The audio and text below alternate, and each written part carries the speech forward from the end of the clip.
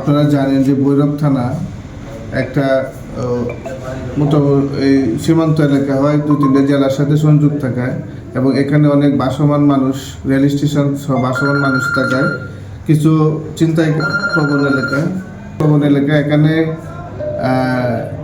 আমরা নিয়মিতভাবে টহল করে আসতেছি এবং চিন্তায় রোধের সর্বাত্মক চেষ্টা করতেছি।